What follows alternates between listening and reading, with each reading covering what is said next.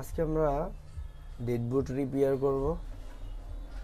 আর এটা হচ্ছে Symphony R100। তো এটা অন্য একটা GSM বয়ের ফোন, এবং সে একজন টেকনিশিয়ান। কোনো একটা কাস্টমারের কাজ করতে যায় এই প্রবলেমটা হয়।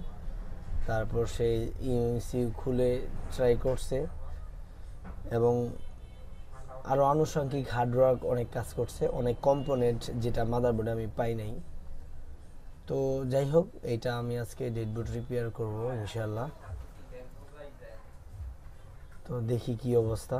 তো ওই জিএসএম বাইয়ের ভাষ্য মতে উনি এটা ফ্লাশ করার পরে ডেড হয়েছে। তো দেখি কি অবস্থা। আসলে অনেক সময় দেখা যায় যে জিএসএম বাই যারা টেকনিশিয়ান আছে তারাও যখন একটা কাজ করতে যায় ব্যর্থ হয় চরমভাবে, তখন অন্য জিএসএম বাইয়ের কাছে যখন যায় এই প্রবলেমটা নিয়ে, অনেক সময় তারাও মিথ্যা কথা বলে। ভাবতে অবাক লাগে যে একটা জিএসএম ভাইয়ের সাথে কীভাবে মিথ্যা কথা বলে। হয় অনেক সময়, আমি বলতেছি না যে যে ভাই আমাকে ফোনটা দিছে উনি মিথ্যা কথা বলছে, হতে পারে। তো আসলে আমরা কাজ করলে বুঝতে পারবো আসলে ওই জিএসএম ভাইয়ের কথার সাথে কাজের কতটা মিল আছে। তো আজকে ডেডবুট রিপেয়ার করবো ইনশাল্লাহ জেটেক প্লাসের মাধ্যমে।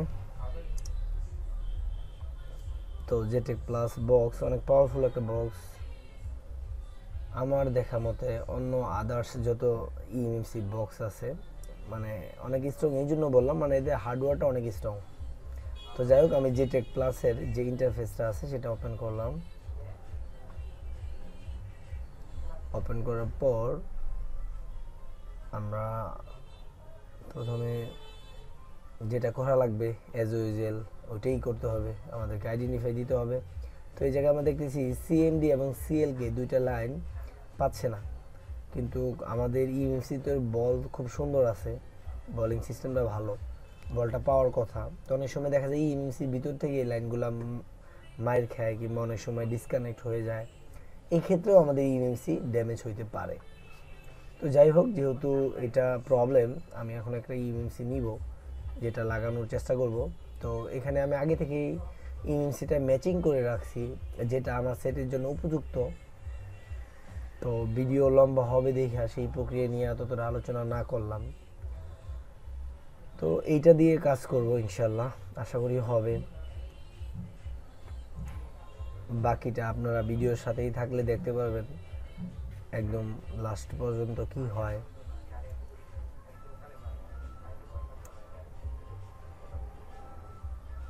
তো আপনার মডেলটা দেখতেছেন Symphony R100। তো আমার হাতে যে ইএমএমসিটা এখন বর্তমানে দেখতেছেন ইমব্লেডেড মাল্টিমিডিয়া কার্ড, এইটাকে আমরা এখন পার্টিশন করার চেষ্টা করব এবং আমাদের মোবাইলে ইনস্টল করব Symphony R100-এ, এবং এটার মাধ্যমে আমাদের মোবাইল অন করার চেষ্টা করব। বাকিটা কতটুকু সফল হইতে পারি আপনারা আমার সাথে আছেন, দেখবেন ইনশাল্লাহ। তো ওইটা যেটা দেখতেছেন নিচে রাখা ওইটা চেঞ্জ করব, আর হাতেরটা এটা ইনস্টল করব মোবাইলে। তো এইটা দেখেন আমার এই জায়গায় আরেকটা মাদারবোর্ড দেখতেছেন আমার বক্সের পাশেই, ওই মাদারবোর্ড থেকে ইএমএমসিটা নিয়ে তো আমি বক্সে কানেক্ট করব। কানেক্ট করার পর প্রথম আইডেন্টিফাই দিব, যে আমরা দেখতেছি এটা আইডেন্টিফাই নিয়ে নিছে, তার মানে ইএমএমসিটা ভালো আছে। তো আমরা ইউনিভার্সাল ফরম্যাট করব। ইউনিভার্সাল ফরম্যাটের পর করার পর আমরা এটাকে ইরোজ করে দিব।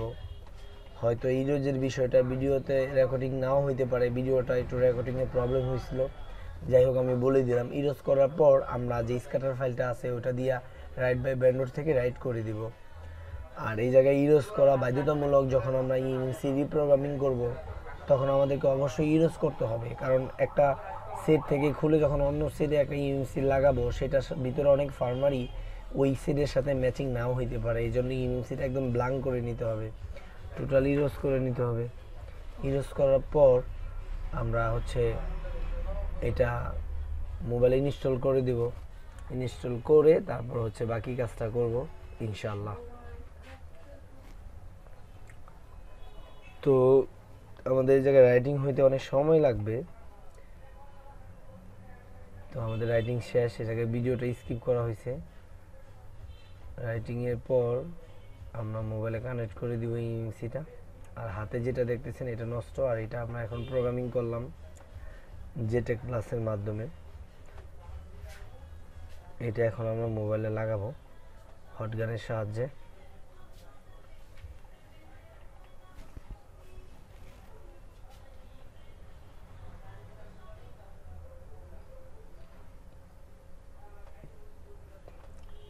তো আশা করতেছি ইনশাল্লাহ এটা দিয়ে হয়ে যাবে আমাদের কাজটা।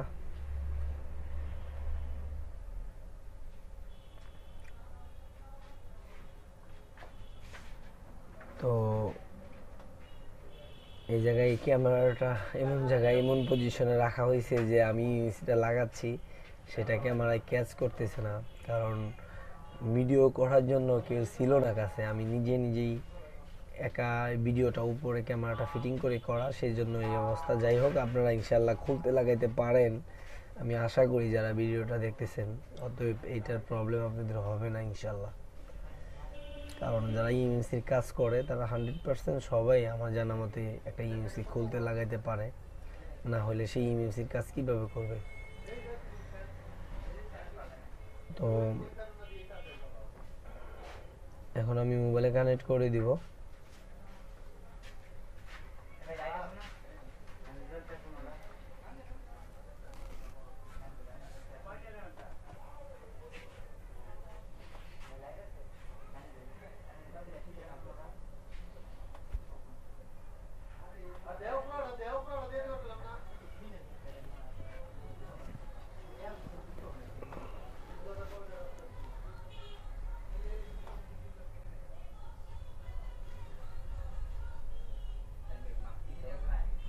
তো আমি এখন বিসমিল্লাহ বলে চালু করার চেষ্টা করতেছি।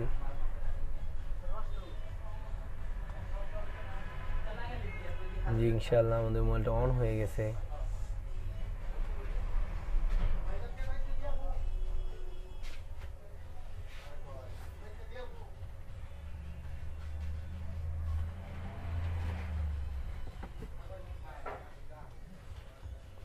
যেহেতু প্রোগ্রামিং করার পরে প্রথম চালু, এই জন্য অফ হয়ে যেতেছে। ব্যাটারিতে চার্জ দিতে হবে, আর আমাদের চার্জিং পোর্টে একটু সমস্যা আছে, সেই জন্য দেখি ব্যাটারিতে কতটুকু চার্জ আছে ইনশাআল্লাহ।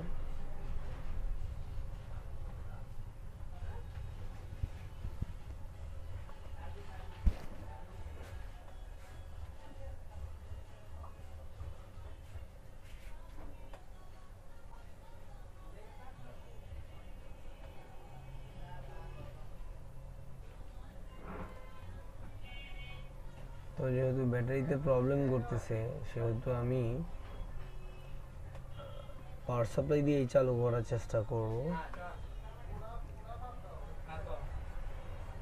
আরেকবার দেখবো ট্রাই করে কি অবস্থা।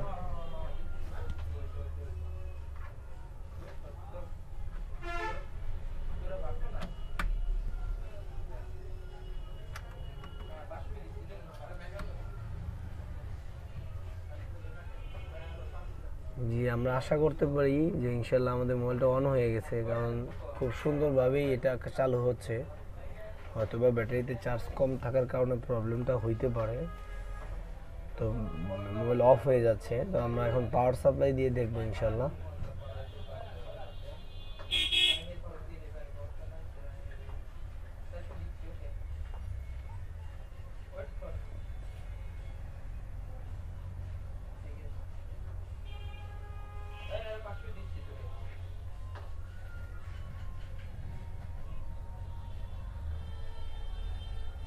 তো পাওয়ার সাপ্লাই দিয়ে দেখবো যে দেখি আমাদের কাজটা 100% হয়েছে কিনা।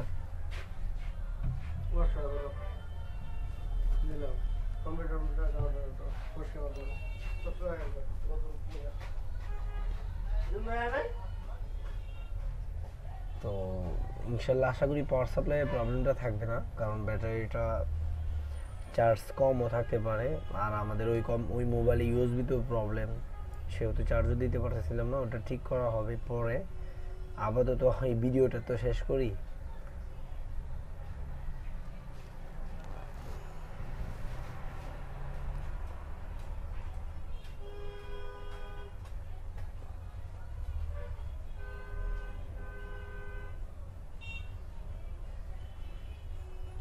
যে ইনশাআল্লাহ আমাদের মোবাইল ফুললি চালু হয়ে গেছে। এখন আমরা ইউআই সেটিংটা করব।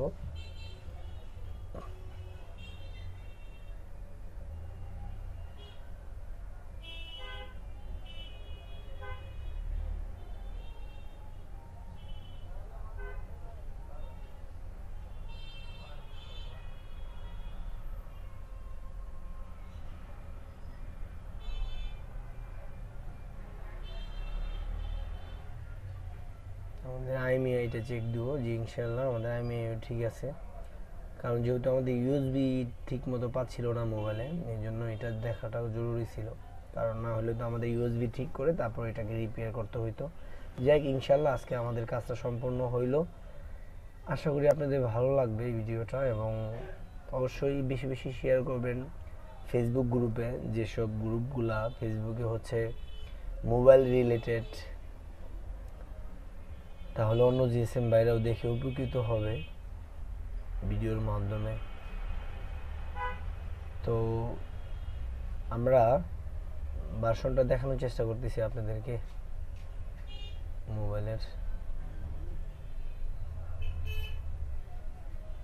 তো যাই হোক, সবাই ভালো থাকবেন, সুস্থ থাকবেন, আর দেখা হবে পরবর্তী কোনো ভিডিওতে। আর সবসময় ভিডিওতে আশা করব যে লাইক দিবেন, কারণ কমেন্টসও করবেন। এগুলা কমেন্টস লাইক আমাদের ভিডিও বানাইতে অনেক উৎসাহ দেয়, কারণ একটা ভিডিও বানাইতে অনেক পরিশ্রম। যদি বিশ্বাস না হয় একটা ভিডিও বানান, দেখেন কত পরিশ্রম হয়। তো যাই হোক, সবসময় চেষ্টা করি আপনারা সাপোর্ট দিবেন লাইক কমেন্ট শেয়ার করে। আর যারা অবশ্যই ভিডিওটা প্রথম দেখতেছেন আমার চ্যানেলে, অবশ্যই সাবস্ক্রাইব করে পাশেই থাকবেন। তো সবাই আমার জন্য দোয়া করবেন এবং আমিও আপনাদের জন্য দোয়া করি। আজকে এই পর্যন্তই, আল্লাহ হাফেজ। দেখা হবে পরবর্তী কোনো ভিডিওতে নতুন কোনো কাজ নিয়ে।